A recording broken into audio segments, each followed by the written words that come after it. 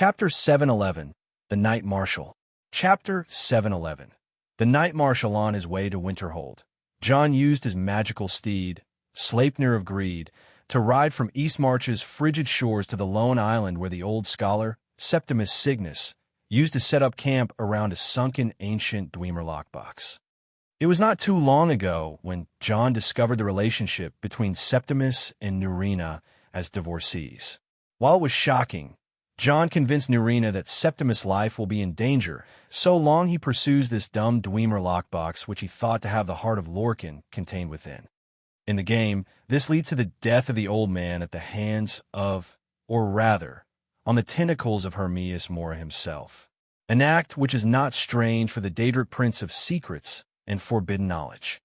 Previously, John encountered a form of Hermias Mora in Septimus' solitary cave, which appeared as a wretched abyss, and it requested John to take Septimus' role in the project of unlocking the Dwemer lockbox.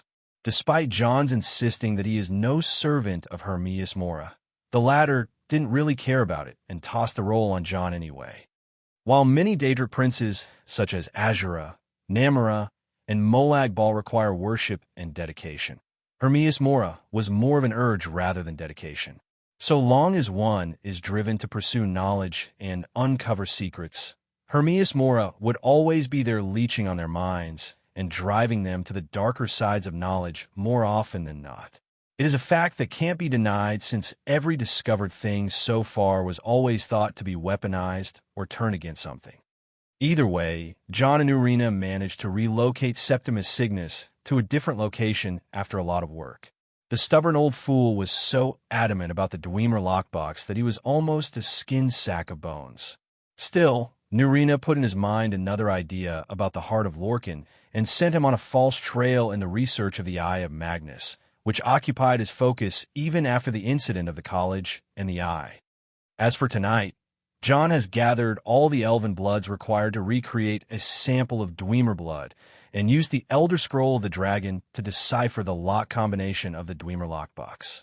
While it wasn't as easy as he thought it would be, and it seemed that Septimus was a vital part of the equation, John used time and subtlety to put the research of Septimus together and unlock the Dwemer lockbox.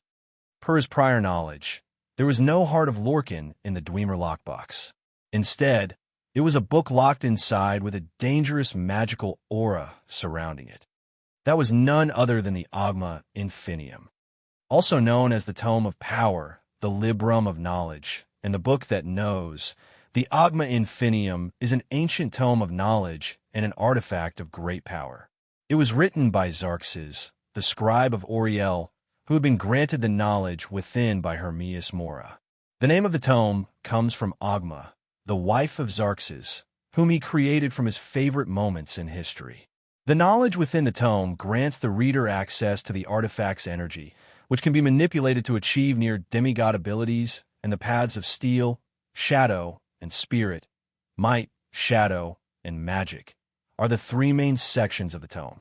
When Hermias Mora asked about Septimus, John revealed that he drove the old man far in order to hoard the reward within the Dwemer lockbox for himself. While not completely a lie, the answer seemed to have satisfied the Daedric prince who had no intentions of letting Septimus gain the Agma Infinium from the start. With his face flattened with the ground and the bones of his body shattered to 1,000 pieces, the Houndmaster was instantly dragged away from John by a magical force that landed him right next to the knight-like vampire. The Bloodscreamer, who just witnessed this whole thing, immediately retreated as far as she thought to be a safe distance from John. "Darling dear, can we just focus on those vampire things and then continue where we left off?" Alina asked John. "No way, honey. You think I can focus on anything with you around?" John laughed off with a playful tone. But this pink atmosphere was not bound to stay, since there were some sour visitors. "Enough with your crap." The knight-like vampire shouted at John. "If you are here to fight, I will be your demise. Mortal, chill, dude." John almost freaked out by the vampire's aggressive attitude. "Calm your tits." "No," the vampire knight replied. "Rile up your bits." Almost everyone furrowed their brows for a second, vampires and mortals alike.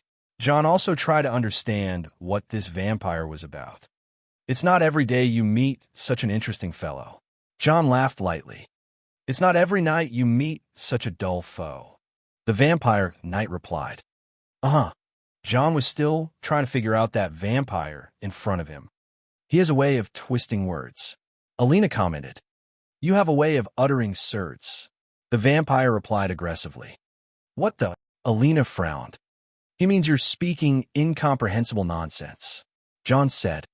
Alina looked at John with anger. He said it. John pointed at the vampire. I'll slap oblivion out of that bitch. Alina pointed at the vampire. I'll smite Etherius into that witch. The vampire replied. Now this is getting tiring. John shook his head. No, this is getting firing. The vampire shouted. You know what? I actually like where this is going. John turned to the vampire. I don't know and I despise when that is staying. The vampire opposed every word John said. Huh? John laughed, and I thought I had daddy issues. Issues are for losers. I prey on daddies. The vampire shouted. Oh, John covered his mouth.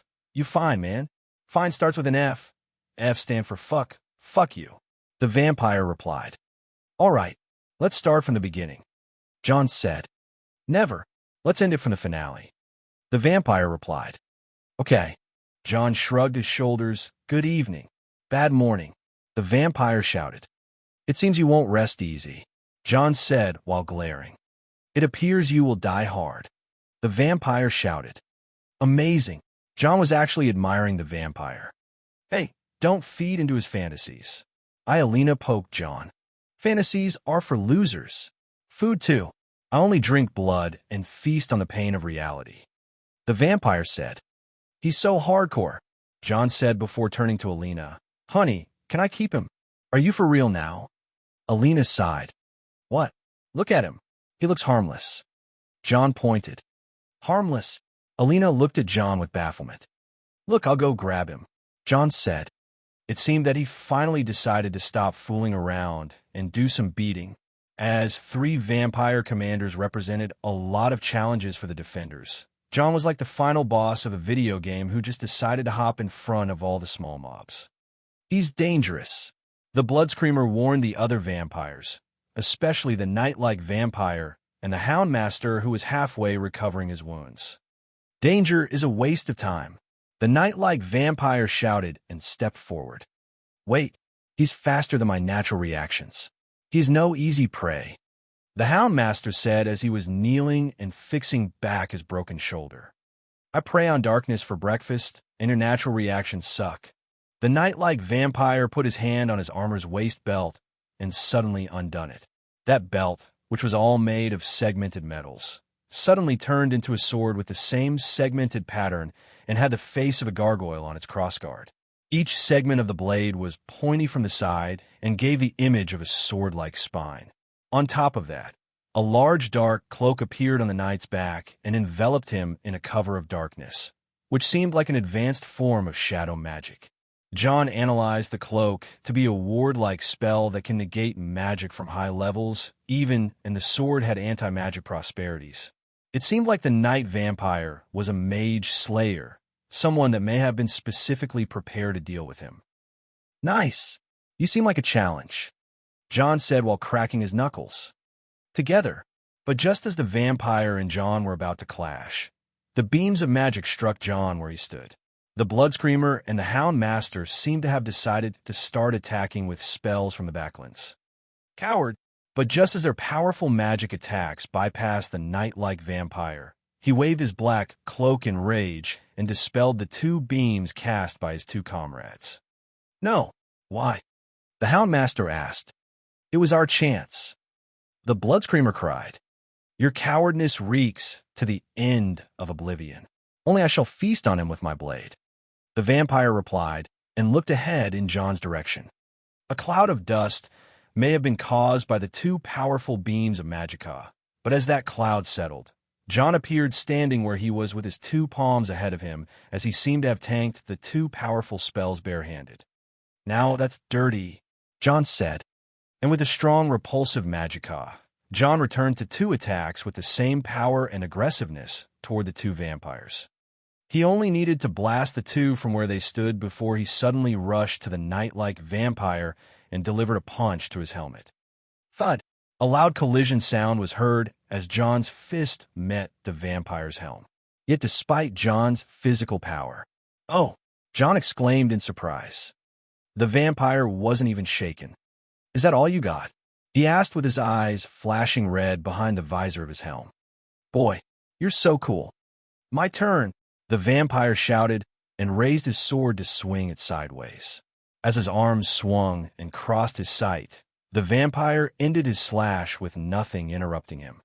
As soon as he saw what was ahead of him, the vampire retreated his swords and laughed proudly. "Ha ha! Eat that mortal! You disintegrated from just a single slash," he said. "Yeah, man, that slash was crazy strong."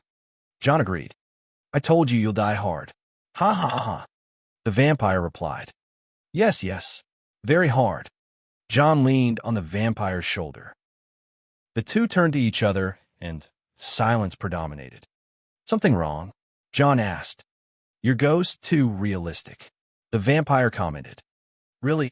John frowned. "Should I pinch your metal cheeks?" Go ahead," the vampire said. John tried to pinch the helmet, but it was too smooth to pinch. "That won't do. How about a little nudge?" "All right." John raised his hand and smiled just barely. "Incoming." John gave a heads up before letting his punch loose.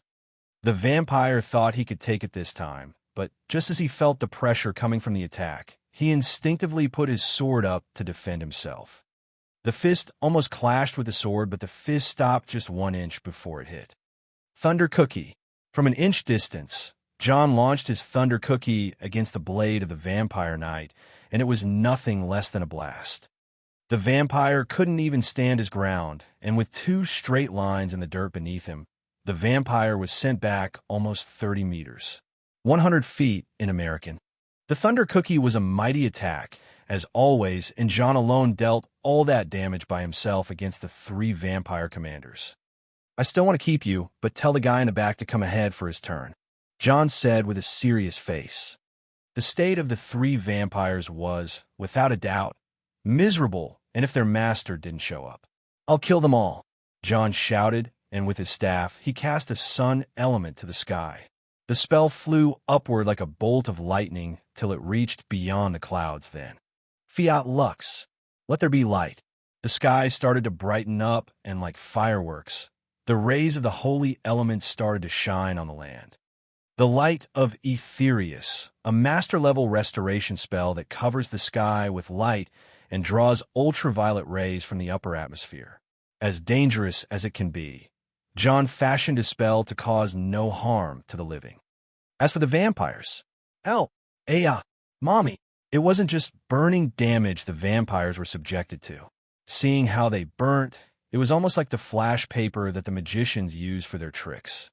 In an instant, 2/3 of the remaining vampire horde was annihilated. And just for action, a reaction was a must. Night Dome. And here he was, the leader of the vampire horde, an elder vampire from ages gone that hasn't even made an appearance in the game. He looked like an elderly human with no hair on his head save for 2 thick and long white eyebrows. His skin was as gray as dark elves, and his stature was close to a Breton. Moreover, he didn't move by walking around. He simply floated effortlessly and didn't even show any expression on his face. John looked deeply into his eyes and noticed that they were just empty pupils with no iris within. A strange thing to note, since the commander's eyes were glowing. The Night Dome spell, while unknown to John, seemed to have done the opposite effect of the light of Aetherius, and even helped the remaining injured vampires, especially the 3 vampire commanders, to recover. "So," John asked, "for on one this time?" "Whatever it takes to put you down," the vampire leader replied.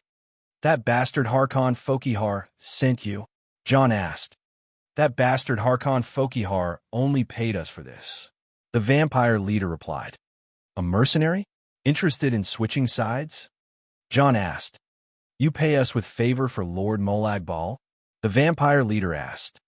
"Nope. Fucking Molag." John spat on the ground. "Then 4-on-1 it is." The vampire leader opened his hand, and a black sword manifested in his hand, while the three vampire commanders started to spread around John. Hold right there. But just as the 4-on-1 was about to commence, someone spoke up from the city's direction. Wolf! John turned to the owner of the voice as the large-bodied, armored Wolfer joined John's side. John! Wolfer nodded to John. Don't forget I was here first. Alina walked to the scene and joined John's other side. Nice fight, sister. You held up well. Wolfer spoke. Thanks, brother. She replied. You guys are killing shit without me. TSK, TSK, TSK, you guys are Suruad. Jelinar joined the other three while sliding from an Atronak horse. You're late, psycho, Alina said. It's second wife now, Jelinar replied. Any ideas for a honeymoon, hubby? Vampire Slatterton, John replied. Nice, sounds romantic. She jumped cheerfully. I'm John Dare, Grand Thanes of Skyrim. John spoke to the vampire leader, then pointed to the three behind him. This my sworn brother, Wolfer, the Forge Master. This is my warrior wife, Alina the Crimson Moon. And that's my hunter wife, Jelinar the Psycho. Call me the Knight Marshal, Elder of the Night Legion from Cold Harbor. The vampire leader replied. Unlike how John introduced his people, the vampires introduced themselves. The Hound Master of the Night Legion. The Hound Master spoke first with the last of his broken bones returning back in place. The Bloodscreamer of the Night Legion. The Bloodscreamer spoke while healing the burns on her armor. As the first two finished introducing themselves, it was the Night-like vampire's turn. And you? John asked. The Night Legion's mightiest blade. The vampire spun his sword in a spiral while hiding the damage dealt to his plate by John. I'm the Edgelord. And John fell face to the ground. Kudos to AOK YouTube channel and a shout out to their series Edgelord, which inspired the Edgelord character in this chapter. Chapter 712, Bloodskull. Chapter 712, Bloodskull the Knight Marshal, the Hound Master, the Bloodscreamer, and the Edgelord. Vampire mercenaries of the Night Legion, a force from oblivion. Versus the Grand Thane John Dare, the Forge Master Wolfer, the Crimson Moon Alina, and the Psycho Jelinar. Warriors and wizards of Winterhold. John was the first to fall into this confrontation at the exchange of names. Something about the Edgelord he couldn't endure, and he was already flat on the ground. Enough! Enough! Please spare me. I am the Edgelo. Wahaha! The Edge. Oh God. Please. LOL. Pampant. Edge. Low. RD. Wahaha. Please stop. You win. I won't fight you. No more he could endure. John was the first to wave the white flag amidst the disappointed gazes of his comrades. As he rolled in the snow from the laughter he just had, the first to take action after him was Wolfer. Whoever is up for a fight, follow me this way, Wolfer said and walked to the side, not too far from where the four faced each other. Edgelord, the Knight Marshal spoke. I will pay back this humiliation with darkness and terror. The Edgelord moved after Wolfer while glaring at John, menacingly. You and me, noisy skank. Alina pointed her sword toward the Bloodscreamer. I'll rip you to pieces. The Bloodscreamer followed Alina as they went in the opposite direction of Wolfer and the Edgelord. You're called the Hound, right? Jelinar spoke to the remaining vampire commander. The Hound Master, he replied with an annoyed tone. I was also called a Hound once too. John's hunting hound. Now I'm his wife. Way to go, right? She didn't even hear what he said. Whatever. The Hound Master couldn't muster the energy to be irritated after what happened to him a while ago. I'm sure one day you'll be wed to your master too, Jelinar said to comfort him while speaking silly. Ball curse you. The Hound Master couldn't endure the humiliation and charged at Jelinar as she dragged him to fight somewhere else. As for John, he remained there sitting on the snow where he was originally lying and kept looking towards the Knight Marshal without even speaking. Just like him, the Knight Marshal remained still where he stood without looking at anything in particular. One had to break the silence, and so John gave up and spoke. It is lovely weather we are having today. I hope the weather continues. Pink Panther ref. It is called Winterhold, though. It is like winter is something that is stuck with this hold, even in summer, you know? Like I'd call it Neverwinter instead of Winterhold to get rid of the stigma, but that would get us a copyright strike probably. We really pushed it way too much with all the Star Wars references. Yeah, the good old days. I like being all dodgy and shit back then. Having so many names, faces, and stuff.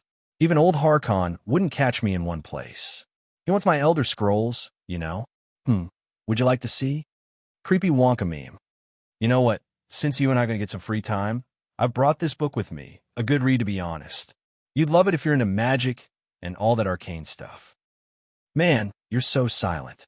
Hey, tell me about your eyebrows. How did you get them so long and stiff? Is that an option in the race menu I've missed? Fayane, you don't have to tell me anything. All right then, keep your secrets.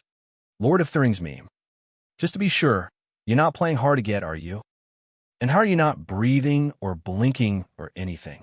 I know vampires develop some mortal folk habits, but you look so strict, man. You're really strict. One does not simply be this strict. Lord of Thurings meme. So, was it Harkon who sent you? It was Harkon, right? Right? Star Wars meme. All right, let's talk magic then. You know, I was always a hardcore fan of magic before I'd even come here. But you know what? Once I saw there are only 5 schools, I was like, but when I found mysticism, I was all in. Drake posting meme. You don't want to talk about magic? Fine. How about talking about attacking Sarthel? Of course you know about those guys who attacked the city 4 years ago, and I fucked them up by using the tower's sonic powers.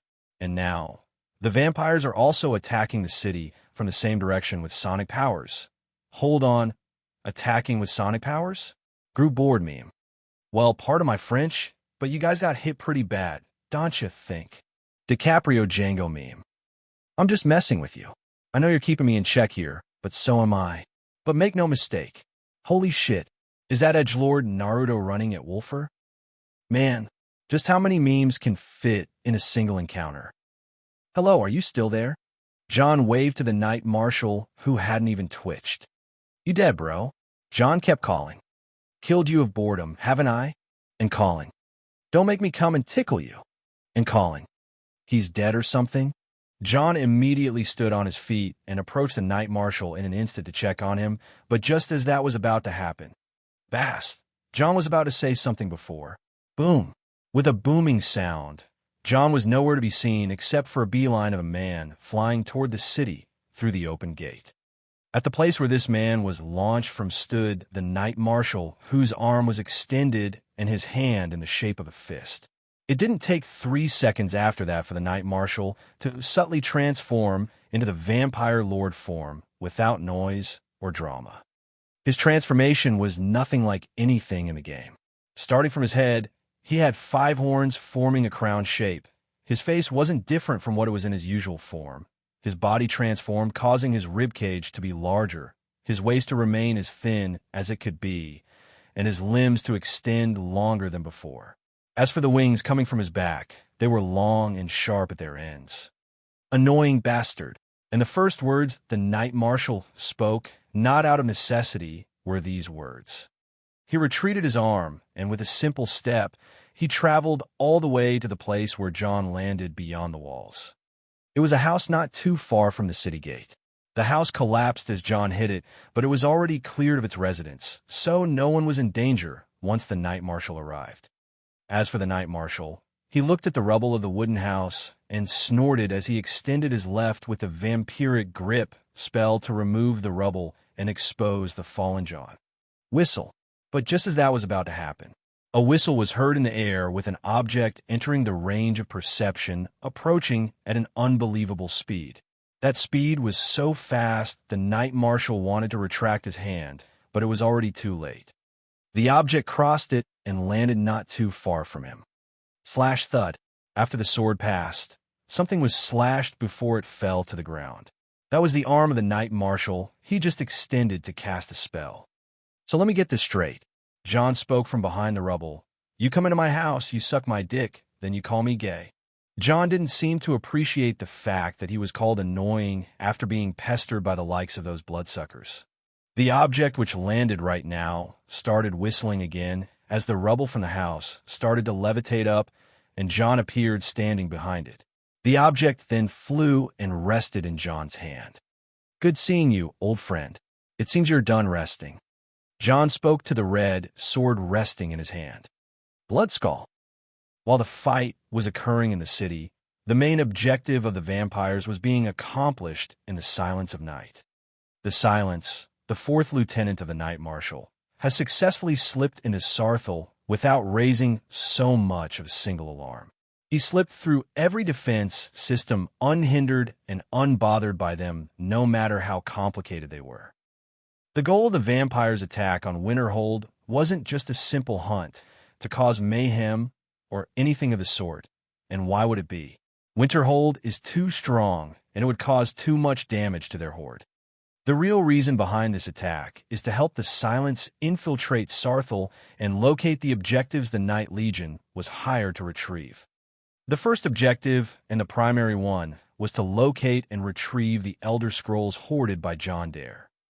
These powerful artifacts of unimaginable power were sought after by none other than Lord Harkon Fokihar, the lieutenant of Molag Bal on Nirn, and the one who would achieve the prophecy that will bring about the Night of Glory to the vampires.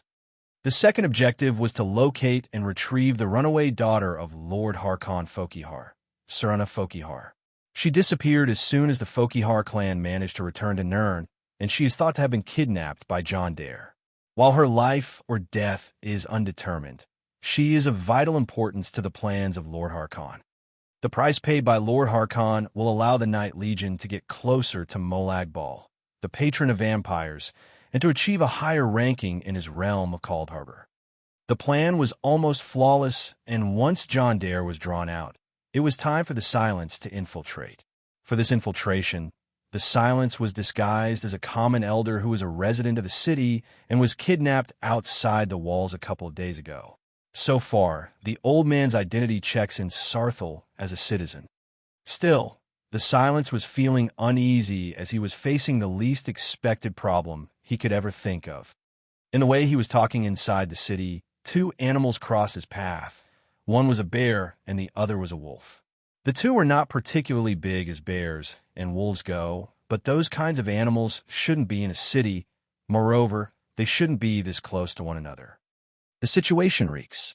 The Silence tried to step back into the shadows and decided to step away from moonlight into the nearest source of darkness, but that wasn't this easy. As his legs were in shadow, it was as hard as the cobblestone lining the road.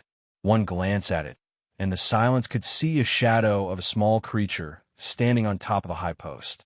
As the Silence turned, he could see a black cat standing on that post and blocking his escape path.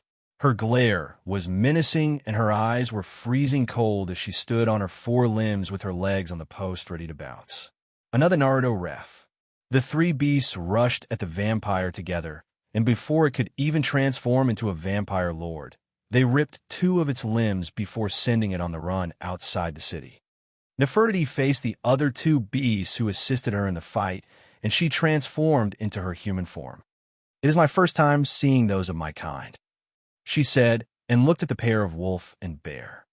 The two looked at each other and transformed into human forms as well. In front of Nefertiti were the two siblings, Alfhild and Foamrim of the Skull. Chapter 713, Going All Out. Chapter 713, Going All Out.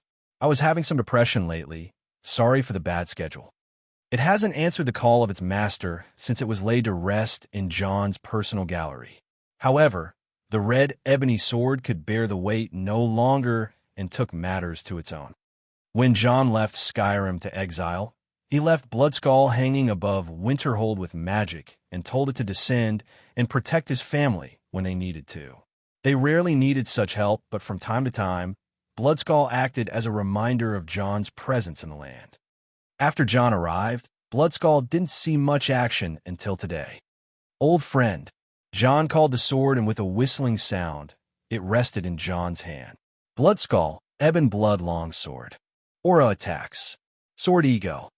With such a sword in hand, John felt like missing the old days, and with a smile that couldn't hide his excitement for battle, his red and black aura was slowly rising around him. The Tyrant Aura It was kept suppressed for a long time since John was only getting stronger as of late, and if he was honest with himself, he would admit that he is a bit worried about what sort of damage his aura will do when it is in full display.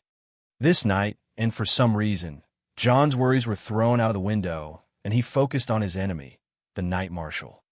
"I have one request," John then spoke as he approached his foe, the Knight Marshal in his vampire lord form. As usual, the Knight Marshal wasn't one to use many words. "Don't die too soon." John spoke his piece and aimed his sword at the Knight Marshal. With a vicious sneer, the Knight Marshal raised up the arm that was cut, and, as if ash was starting to form on it, it was being rapidly restored to what it was before it got cut. "Come," and the Knight Marshal spoke. He didn't need to finish his words before he saw something beyond understanding.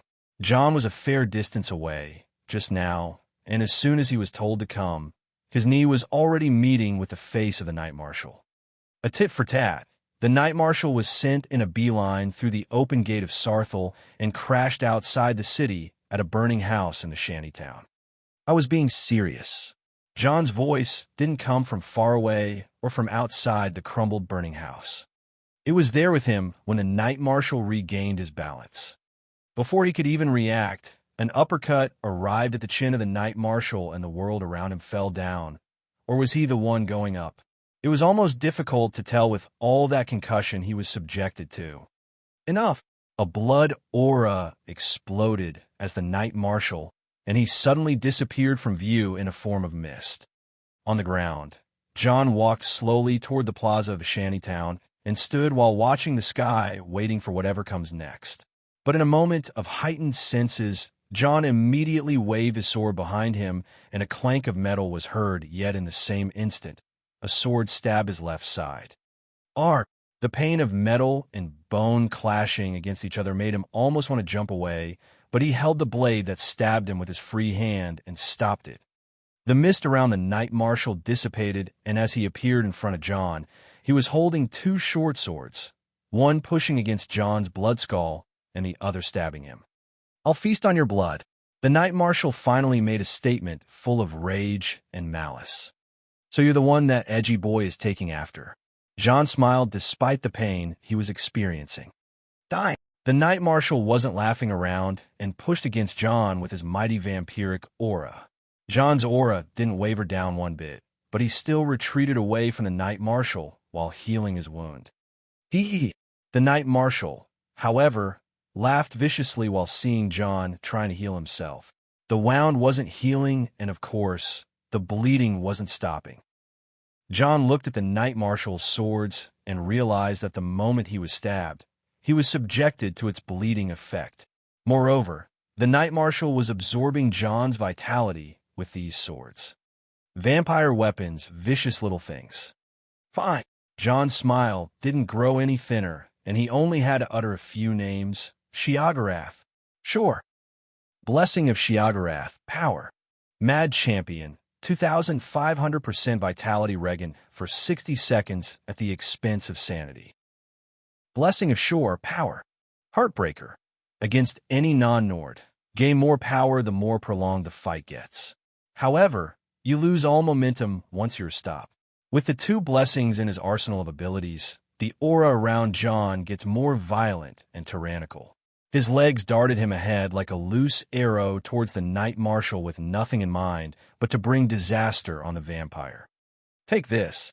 With the sword falling at the Knight Marshal, the vampire didn't dare to be lax while confronting this version of John with the suffocating feeling he emitted, and suddenly spun around with his sword to dodge the attack, which split the ground.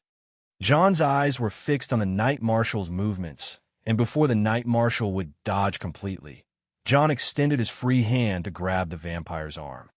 It was almost impossible for the Knight Marshal to move without John's permission at this point, and with just one swing, John tossed the Knight Marshal a league to the north. Would he stop at this rate? No. John was already chasing after the vampire. He tossed and waved his sword in thin air to produce an aura blade that chased after the Knight Marshal. Against such a dangerous aura strike, and not being able to gain a foothold in his current state, the Knight Marshal spun around himself again, but this time, he wasn't dodging anything, and he didn't do just one spin. He spun so rapidly like a spiral and let off many storms of flying blades. The flying blades were spinning as fast as the Knight Marshal and flew in strange patterns and even multiplied like a dread illusion, all while aiming at John's aura attack, and even John himself. It took 7 flying blades to stop John's aura attack, and the rest were already trying to put distance between John and the Knight Marshal. Still, John was waving his sword with all his senses focused and on the brink of letting loose. The Knight Marshal realized the danger of facing John in close-quarter combat at this point in the fight and decided to let the distance between them grow. John was unstoppable, but just like a raging bull, he'd be distracted by whatever was in his vision. That's when the Knight Marshal decided to go with the big spells. He immediately discarded the swords, and on his hands appeared 2 spheres of blood magic that were charged with his vampiric essence. They enlarged into the size of a medium rock, and he cast them at John. John immediately dodged the first by rolling sideways, and with his sword, he cut the second in half only to find that there was no essence to the power of the spell. While not taking risks, he avoided the byproduct of the spell, which was a storm of bat-like blades that kept whirling around the blood energy spheres and chased after him. Even the one that he dodged before homed back at him and gave him chase. Cunning. John felt the pressure from the 2 spells and noticed that the Knight Marshal had managed to regain a foothold and started to control the 2 spells to pressure him more. Feeling as if he was about to be pushed back, John pulled out another card. Bothia. Blessing of Bothia. Power. Berserk. Take less damage and deal more damage in a feral state of mind. The damage dealt and taken depends on how far you rage. With this wild card, John discarded all forms of protection and let the fight climax get to his head. He swung his blade, and its aura was launched not only in one blade, but multiple. He turned to the blood sphere that was flanking him from the back and punched it beforehand to dispel it, while the Knight Marshal lost his concentration to dodge the aura blades. John didn't give him room to breathe and leaped high with his fist radiating in red and his eyes turning black. The chaos infection ran itself loose in his mystic tattoos, and its patterns come to life as he punched down a chaotic aura punch.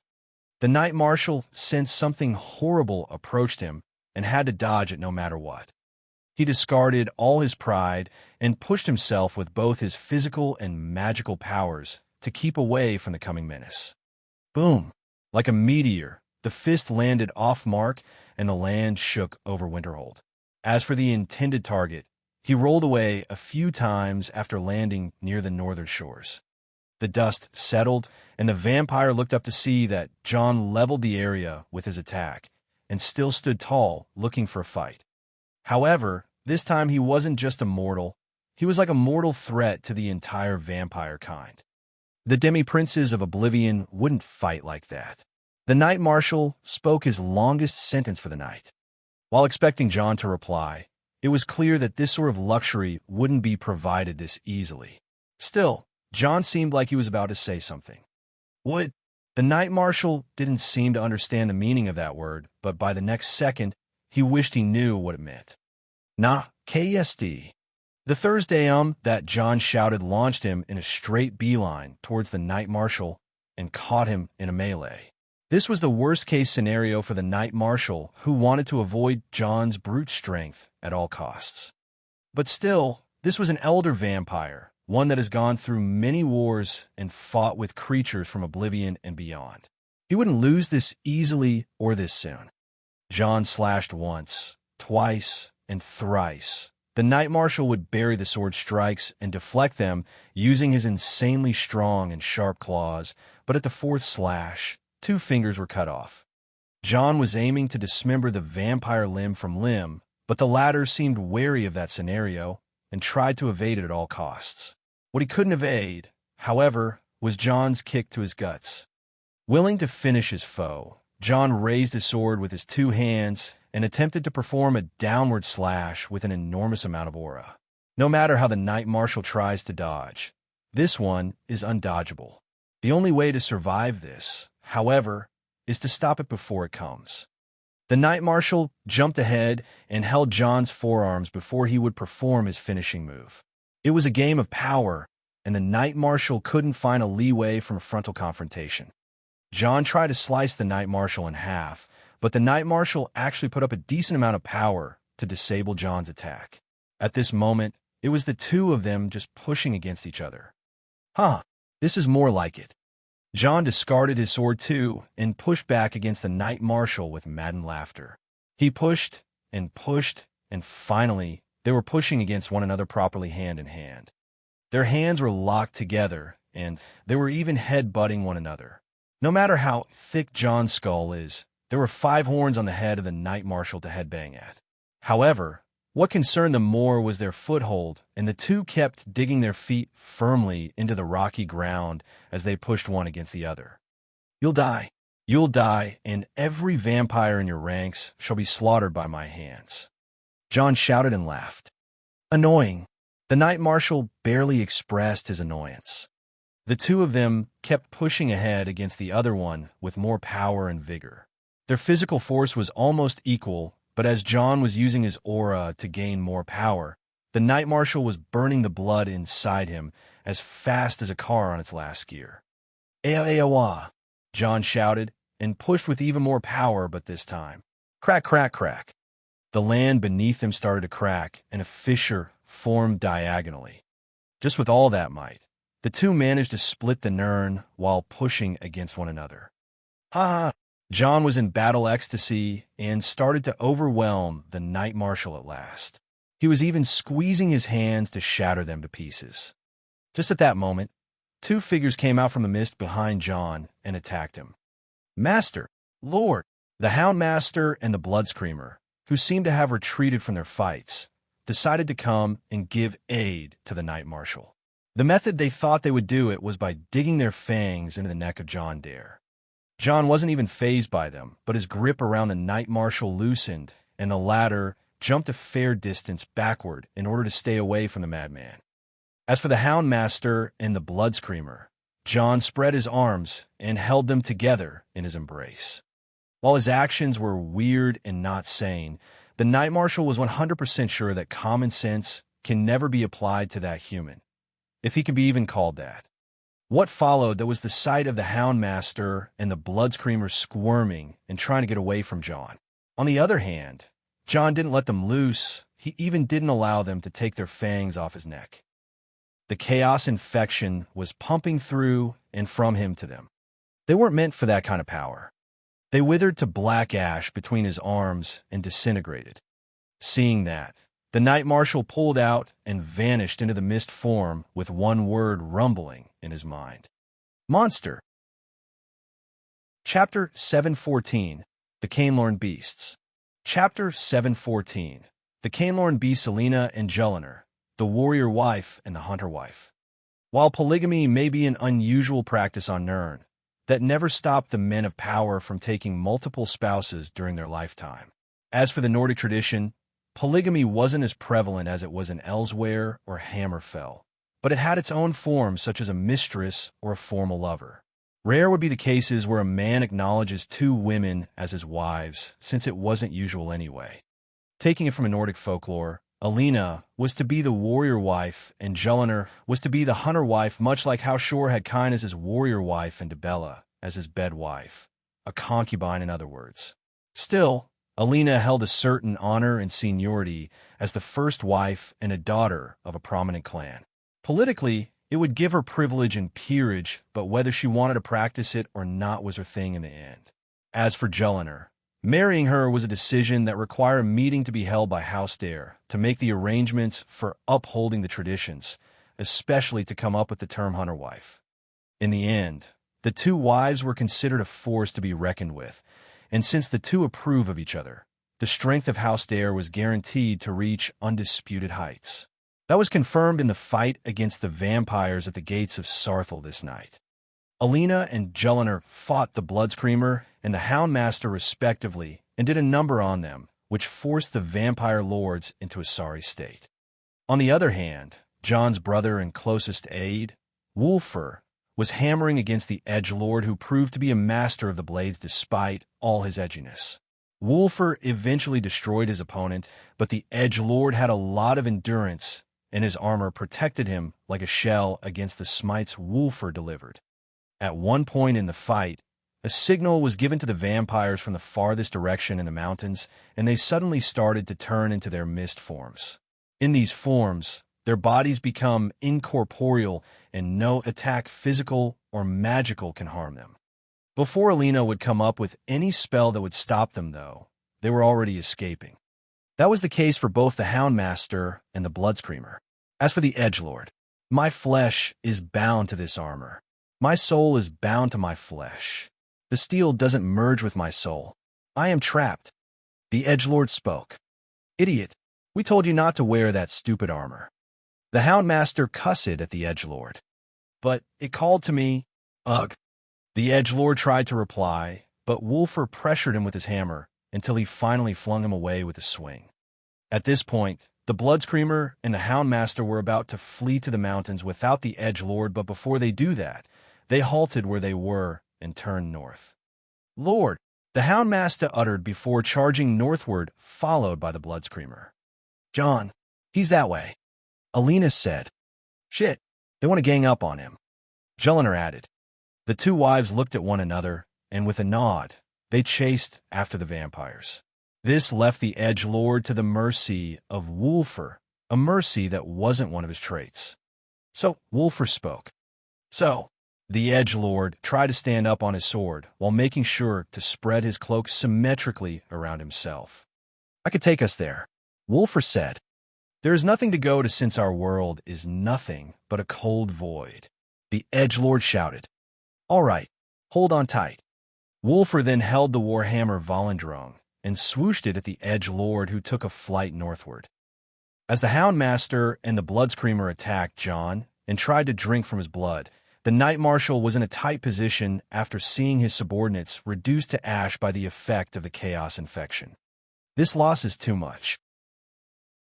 He may be able to survive against this monster, but no other vampire will. Those two were vampire lords, not some mudblood vampire from some cavern in the middle of buttfuck nowhere. And they were turned to ash. Just like that. Harkon Foki Har. The Knight Marshal spoke with all hatred and malice. His emotions appeared on his face for the first time, and they were pure anger. The berserking John turned to the Knight Marshal with a grin. Who's that? A friend of yours? John summoned his gauntlets, the mammoth anchors, on his arms, and launched their chain attachments at the Knight Marshal, who entered his mist form before they reached him and faded away in the sea of ghosts. John was left alone with his blood boiling and the blessings of Sheogorath and Bothia eating away at his mind. He still got some control, judging by the fact that he can still joke around, but he wanted to beat someone up as badly as possible. That's when something fell from the sky right beside him. John turned towards it immediately, and his eyes were emitting red with skin fissures of the same color growing around them, and he stared at the fallen thing. Strange enough, it was a full suit of armor with a lot of battle marks on it. Edgelord. John smiled menacingly and walked to the armor's suit, knowing that its owner was still within. Hey, John. As for the one arriving after the armor's suit, it was Wolfer with a hammer on his shoulder. You barely dented the armor a few times. John said, It requires enchanted weapons to destroy. I only used the unenchanted part of Volendrung to not break it. Wolfer replied and joined John as the two stood over the armor suit. You want the armor so bad? John asked. No, it was just satisfying beating it up.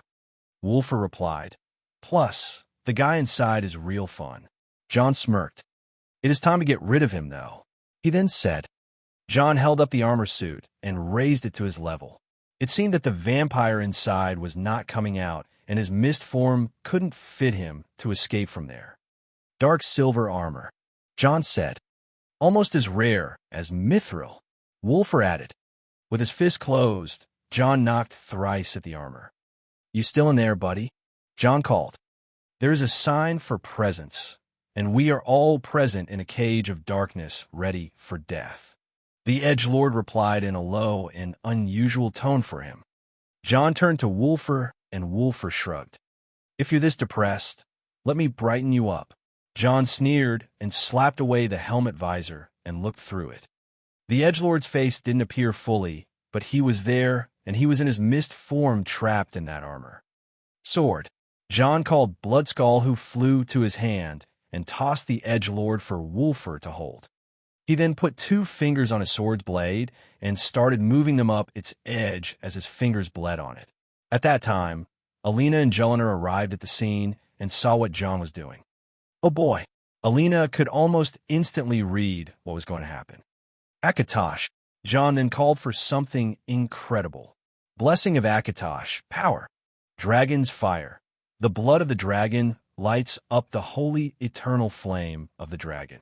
John's blood ignited on the blade and lit it all into a flaming sword, something of peerless magnificence and holy majesty. With that, John and Wulfer held together the head of the edgelord and put the tip of the flaming sword on its visor. "I'll make sure not to kill you, but the flames of agony will leave a mark upon your soul," John said in an edgy way as he slid the sword inside through the helm. Ea. It was then when the wails were heard and the edgelord finally lost his cool.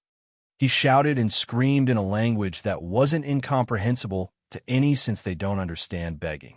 As for the vampire, his mist form protected him from death, but it left his soul to roast on a holy flame that burnt his essence till it charred black. With that, John was finally ready to let it go and spare the poor vampire in full armor. "Joel, make sure he gets chained well in the Black Room," John said. "It is about time we have some jester in our court." While throwing the burning edgelord down, John took a deep breath and sighed. "You all right, love?" Alina walked to John and touched him with her hand to invoke her healing powers. "So long you were next to me, I am," he replied with his mind somewhere far away. She was about to say something to him to drive him away from his worries, but his shadow suddenly started acting up, and Nefertiti walked out on his own with 2 figures being dragged by her. With almost zero effort, she threw them at John's feet. "Kitty," John questioned her about the nature of those 2. "Human, gifts," she replied with no interest in being praised. Alina just needed to take one look at those 2 and suddenly gasped. "Nefertiti, what have you done?" She immediately turned to the cat. "Bad girl." John looked down at the 2 figures who seemed like Nord teenage children. "Who are they? Intruders?" he asked. "Guests," Alina replied. John looked at the children, who were still dazed by Nefertiti's teleportation, and then at Nefertiti herself, who seemed indifferent about those guests. "What happened?" he asked. "They are visitors from a Skull village here to ask for aid." Alina nodded. "They are Fae." Nefertiti disagreed. "What? No."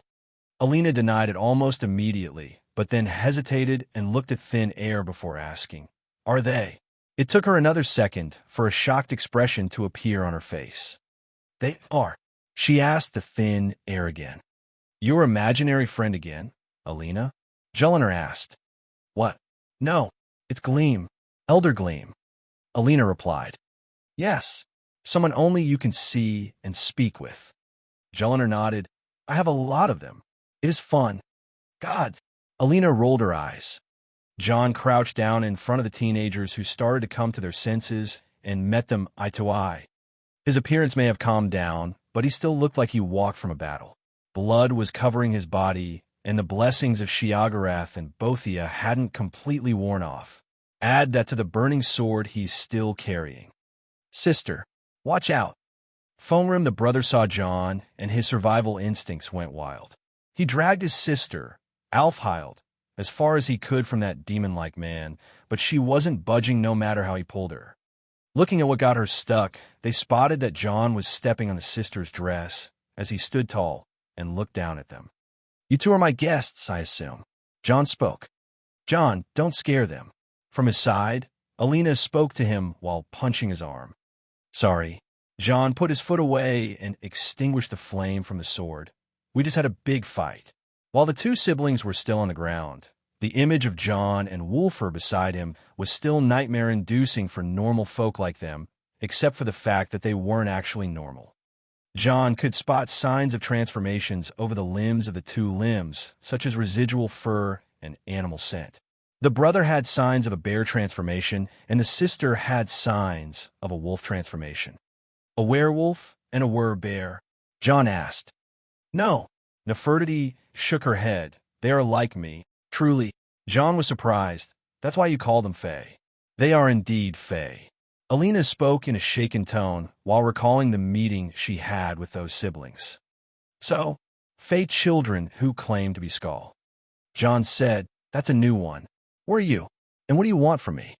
John got close to the siblings while not trying to be any friendlier than the first impression he gave them just now.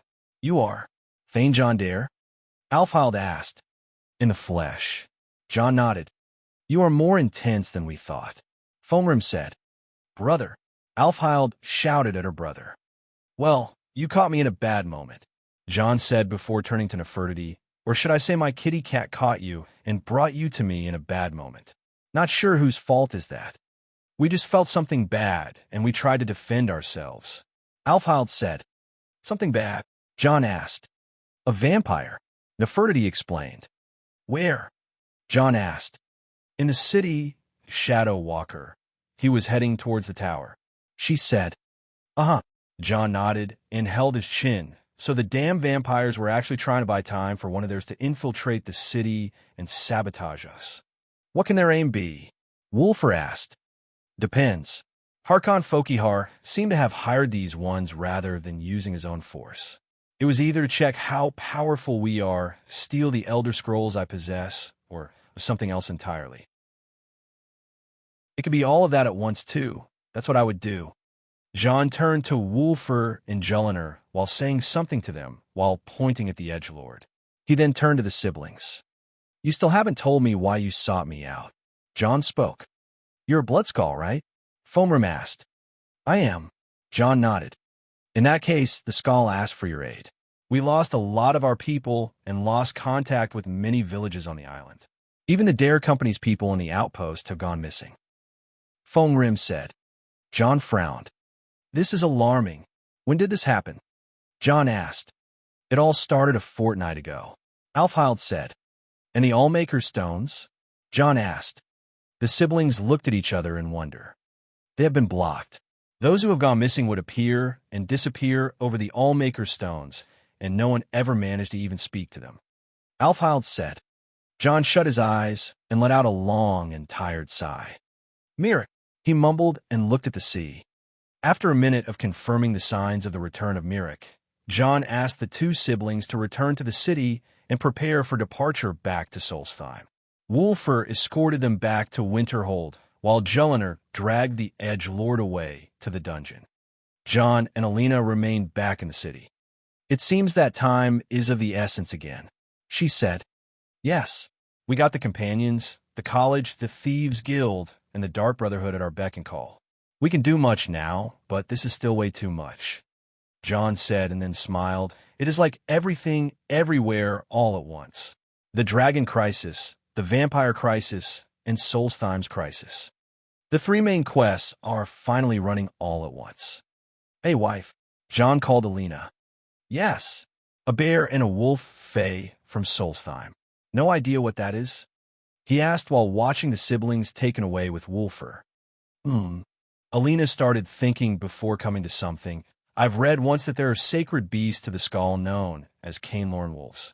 Another thing is that the Skull are sometimes thought to worship wolves and bears. Not the Allmaker? John asked. The Allmaker is the central figure, of course. The wolves and bears are his messengers, and from those messengers are the Cainlorn wolves. No mention of Cainlorn bears, though. Alina said. Curious, John said and looked intensely at the siblings. Curious indeed. Chapter 7:15. The World Knows. Chapter 7:15. The World Knows. Guess who just turned 28? Should I be worried? A new sun rose upon Skyrim. Warmth spread through the lands, and the citizens of the Hold were running towards the city plazas and the town squares across all the Nordic settlements of Skyrim. In this blessed Frida's Friday, a rumor started to spread all across the land. More than a rumor, it was a piece of news that was spread from every major court in Skyrim. It started like this, the Empire and the Stormcloaks decided to switch holds as a gesture of peace. The Empire gave Falkreath to the Stormcloaks, and the Stormcloaks gave the Pale to the Empire. This meant that the two sides were preparing for peace and establishing a truce or a ceasefire at the very least. Who was in the middle of all that? Well, of course, it was none other than John Dare, the Thane of, well, everywhere. It was more confusing than ever. No rumor spread without John's name stuck to it, for some reason. The nature of the rumors itself was even stranger for those who work in the palaces, and the castles of the main holds were the ones spreading it without any restraint from their lords. First, John Dare was the one who convinced the Empire and the Stormcloak to choose peace, since he is the one who holds an ancient artifact from the time of Isgrimmor's dynasty that chooses Skyrim's kings, the jagged crown from the stories and legends. Second, John Dare was appointed by all the Jarls of Skyrim as a Thane in every hold, including Eastmarch. This meant that not only was he given complete free rein to establish his business wherever he wanted, it was also a precedent that had never happened before in history. This kind of honor granted him not only the normal honor of a Thane, but also the new title of Grand Thane. The Thane of Winterhold has evolved into the Grand Thane of Skyrim. But why is that? Why would all the Jarls suddenly flock around John Dare this badly? The answer was in the third and most important piece of news. John Dare is the Dragonborn. Each hold had its own reaction to this piece of news. They all had their relationships with John Dare, whether for the good or the bad, and some even held some feelings of rivalry with him, but it was soon to be changed overnight. In Winterhold, home of John Dare, the atmosphere was calmer than ever save for a few people who went to celebrate in the morning for such a piece of news. On the earlier night, House Dare repelled an attack by some strong vampires that threatened the land and burned the entire shantytown outside the city of Sarthal. Still, the restoration process was already starting, and the company has paid compensation and insurance money to the owner of the damaged properties. The fact that John Dare is the Dragonborn was already a public secret, since John Dare was more popular than the Dragonborn anyway in that part of Skyrim. John being the Dragonborn is just another plus to the saga of John Dare. In Riften, the place that claims to be John's origin, the city was already in a bit of turmoil with the Thieves' Guild coming back to power and regaining a quick foothold in the city. Jarl Lela, lawgiver, returned from the summit just this morning and decided to be swift and prosecute the criminals of the guild. Before she could do that, however, she was met with a businessman who claimed to be an associate with the Dare Company and promised her to cooperate with cleaning Riffin's streets from the low-life criminals and the thugs of the alleys. This so-called associate was none other than Brynjolf in disguise, and his aim was to transform the Thieves' Guild per John's instructions to its new form of organized crime establishment that operates above ground rather than through the nasty holes of the Ratway. In Dawnstar, the transition from the Stormcloak to the Empire's side was met with rough resistance as some Stormcloak soldiers refused to leave their posts. Jarl Brina Marilis ordered the rebels to be taken down with the least possible lethal force and were offered either exile or imprisonment. If they were to choose exile, they would be forbidden to ever step into the Pale for the rest of their lives, while the imprisonment option included serving in the mines until they get pardoned. In Falkreath, wasn't much different from the Dawnstar, but the resistance moved outside to the woods and hid from the Stormcloak prosecution. There was not much resistance after that, and Jarl Dingir assumed his position with the blessing of most of the locals due to his popularity. In Whiterun, the fact that John Dare is the Dragonborn was announced from Jorvaskr rather than the court of Dragonsreach. The companions seemed to have received news earlier than the rest of the city and spread with the beats of drums and the shouts of warriors. It wasn't until the afternoon that the Jarl of Dragonsreach confirmed the rumors to some of the key figures in the city. John Battleborn and Alfina Greymane, the associate of the Dare Company in the city of Whiterun, also confirmed this news to those who came knocking at their door. In Windhelm, the city was in greater turmoil than ever since it is the main camp of the Stormcloaks. Signing a truce for the Dragonborn to deal with the Dragon Crisis was thought to be a temporary solution, but knowing that the Dragonborn is John Dare meant that this situation will be extremely volatile. Still, Jarl Ulfric made the claim that the safety of the armies from the dragon attacks is the utmost priority since there was not a sure kill method against the dragons other than the Dragonborn. This quelled the troubles of the public momentarily and bought him enough time to prepare for the next stage of the war. In solitude, Jarl Breiling was praised for establishing the truce. However, when the Jagged Crown came to the discussion, the proud citizens of Solitude were in complete uproar that it wasn't seized by the Empire or Jarl Breiling. Solitude has enjoyed the strong position of being the capital of Skyrim, with past known rivalries with both Windhelm and Winterhold. After the destruction of Winterhold, one of Skyrim's old capitals, in the Great Collapse, the rivals were reduced by one, but Windhelm remained a commercial and a political rival nonetheless. With both the war against the Jarl of Windhelm, who wants to make himself High King, and the debt from the holder of the Jagged Crown, Jon Dare, the position Solitude enjoyed was endangered immensely. Still, these worries were pushed by the Empire's side, and Jon was considered a hero of Solitude with the siege of Solitude fresh in memory. In Mordhau, Jarl Idgrod Ravencrone stood in front of her longhouse and announced the news herself. Little did the people of Mordhau care about the outside world, but this was a fair point since they have suffered many dragon attacks, and it was nice to know that the Dragonborn who saved them was actually Jon Dare. In Markarth, Jon Dare was famously known for the largest incident in the Reach after the Markarth incident with Ulfric Stormcloak and the Reachmen. The War of Forsworn Jon Dare was a recorded war between one man and a force of natives where Oblivion was let loose by the vengeful Jon Dare, and the Forsworn were wiped out from the Reach for the time being. With a few sights of them returning to the edge of civilization, the Forsworn were still nailless, toothless, and broken. They don't even seem as much of a threat as before. That was thanks to Jon Dare, the Dragonborn who fights for Skyrim and her people.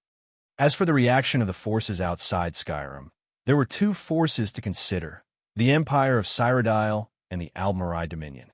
While the real governing bodies of these forces haven't been notified of the update yet, the representatives of these forces were major parts of the peace talks this time, and it was said that Jon has even let his enemies, the Thalmor, stay in the talk, just to make them the insult target whenever the Nordic lords get agitated with each other.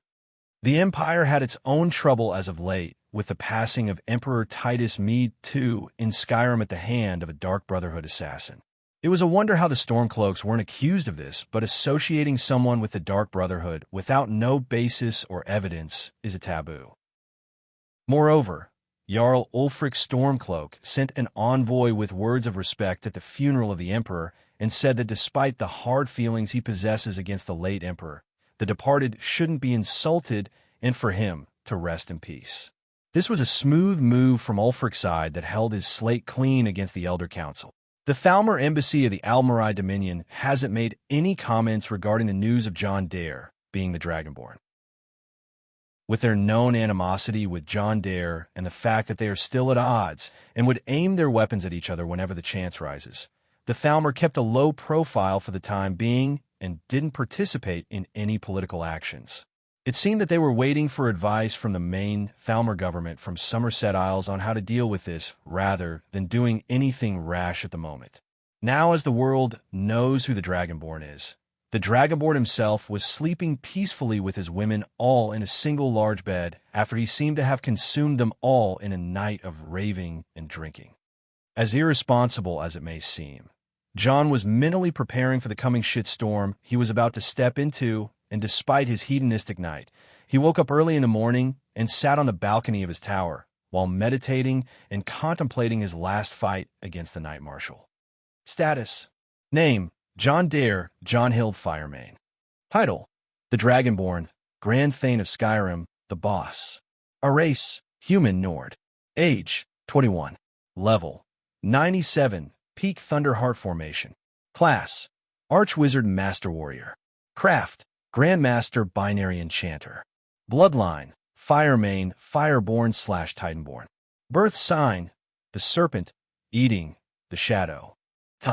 Warrior skills: Blade, 98, Master.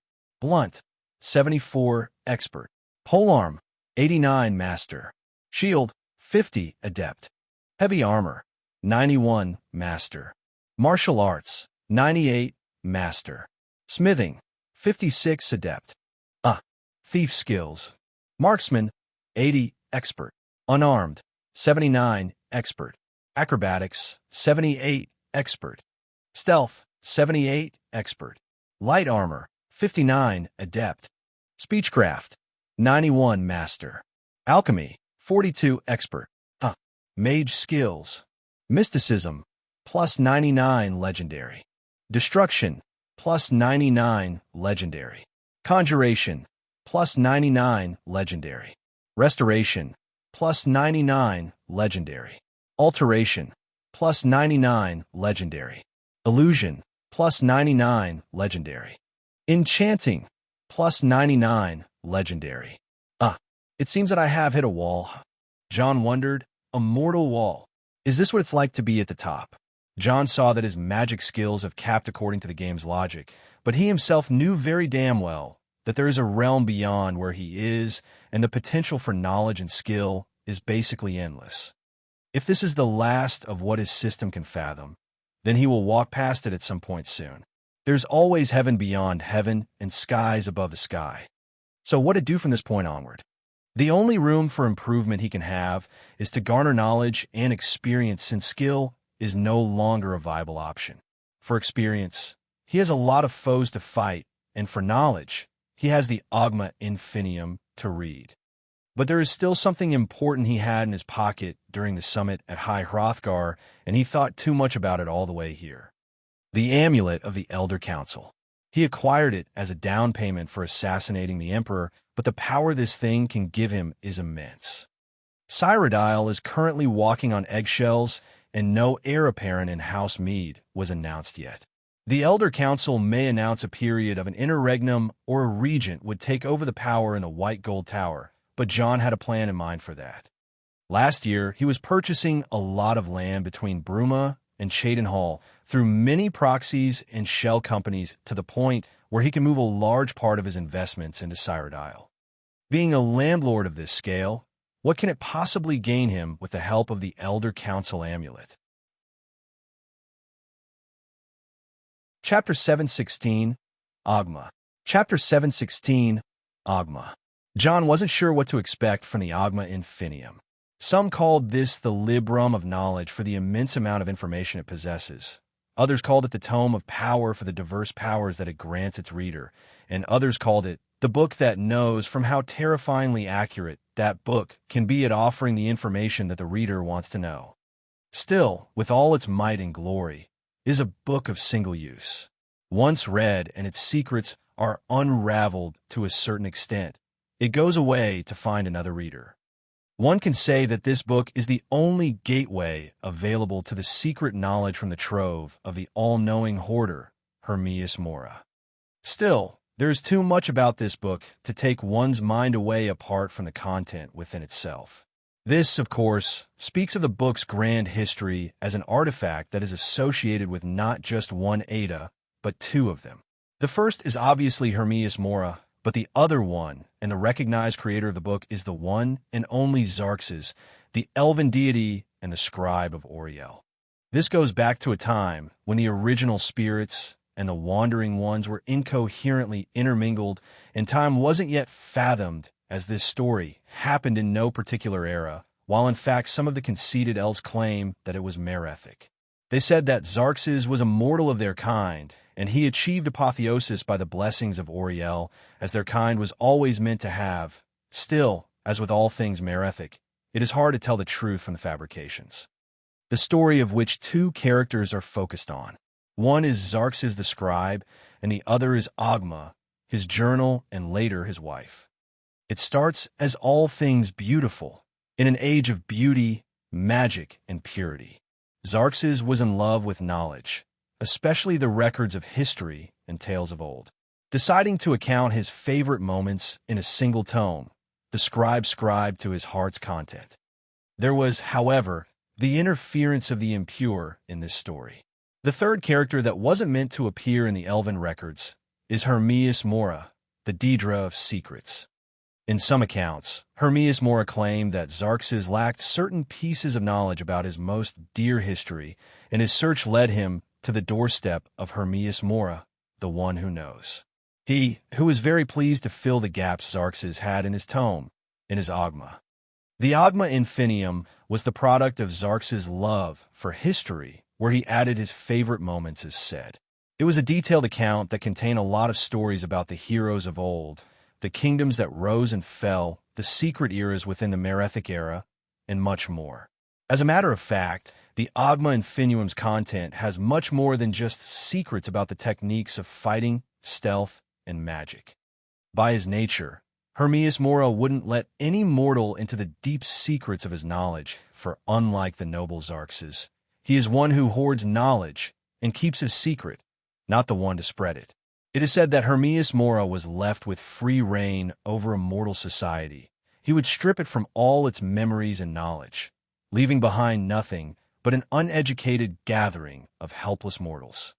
As for Xerxes and his Agma, the myth doesn't explain much more than the fact that love is divine, and love made the Agma of Xerxes something much more profound. Profound is per se that the Agma had become something Xerxes would call his wife. At least he didn't clone himself into female versions and bone them. With that out of the way, the story goes on and on about Agma and how she questions whether she was created with the will to be Xerxes' wife or with the choice. While there appears to be no definitive conclusion to the tale of Xerxes and Agma, she was still called his wife in the unreliable records of the Altmare. But the Agma Infinium is now in the hand of Hermias Mora, who uses the book as a reward of sorts to bestow the knowledge within on mortals whom he deems fit. Regardless of the criteria, the book was said to give people power almost in the realm of a demi-prince. But there was one thing that John found almost fascinating about Agma, particularly about the Agma practice. In the lore of Xerxes, the elven deity commands his followers in the Aldmeriad, the famous saga of elves, to keep the Agma practice in these lines. As ye are true children of the Etida, thou shalt honor us by honoring thy own lives. For in each of ye is housed the divine spark, and thus the record of thy actions is a sacred duty. Keep, therefore, each and every one of you, an Agma, an ever-scriven scroll, which shall memorialize thy brief lives. Thus, and at least this way, shalt thy spark be immortal. An interesting concept, and, at the very least, an act of passing knowledge and experience. One must not forget that Iskramor's Songs of the Return were some sort of an Agma, which he wrote to be the first human historian after he developed a runic alphabet for the old Atmaran speech. Augur, you have been recording all my actions, right? Yes. Memories, actions, and fights. Much like the memory stars of Sotha Sil, you can have something like that outputted from my memories if you provide the materials. Guess I have had an Agma all along. Glad to be of help. John smiled and started to spread his legs by walking around in the chamber of the augur down at the midden. He had a ton of books with him that he had to go through before thinking about using the Agma Infinium. He used the black books before, but aside from being gateways to Apocrypha, the Agma Infinium is something that is bound to be a lot more dangerous on the psychological front. Aside from the books, he had magical artifacts that can cast protection, the augur who can predict the magical nature of things, and a containing chest that can keep the Agma Infinium sealed while all the preparations are done. And they were. John was simply excited and only wanted to make sure that nothing would go wrong. He cracked his fingers, his neck, and his back before taking out the Agma Infinium and placing it on a pedestal. All right, here we go. John and the augur seemed to be equally interested in the knowledge they were about to get their hands on. As students of the arcane arts, they'd focus on the tome's path of magic chapter and try to traverse its secrets. John opened the cover, and the first page in front of him was a diagram of many interlocked shapes, all written in magical script. By following the triangle shape, one would discover the 3 chapters of the book. By following the circles, one would read the overall content of each chapter. A clever way to make an index, John said. Mysterious? Sounds exactly like the work of Xerxes. John touched the first page, and a few drops of green, acidic ink gathered around his finger. He moved his finger up to the right tip of the triangle to where the path of magic was, then moved his fingers to the first page of the chapter on the circle diagram. Just like that, the book came to life, and the pages started to turn on their own until they reached the first part of the chapter. Now would you look at that? John laughed in glee and waited until the pages got to where the chapter begins. The text was magnificent, the words were elaborate, and the details were astonishingly on point. The root of Magica begins in Aetherius and grows through the veil till its branches bear their fruits all around Mundus. The children of Magnus are spirits of pure energy and shine, the stars and the sun and the celestial bodies. The Magica is bound to assimilate into the world, and the magic is bound to grow weaker until our magic is not the same as the ages beyond us. Auriel, in his great wisdom, understood these concepts and knew that a predecessor is of vital significance in understanding the nature of one's self. The past, the present, and the future intermingle in the ways of the Sigic, and the wording of PSJEJ underlines all the mystic ways of royalty. John read the first page and kept skimming and skimming before moving to the next one and the next one. He then rolled the pages as fast as he could to the last page in the chapter, and, "Augur, what the hell?" John asked. It appears the quality of the content on these pages is quite unbefitting. That's just some regular stuff. To John and the Augur, the content of the Agma Infinium was a tad underwhelming and didn't present anything new. Still, when John reached a certain point, he discovered that the pages wouldn't turn anymore despite the existence of a lot of pages still remaining till the end of the book. That doesn't make sense. John frowned.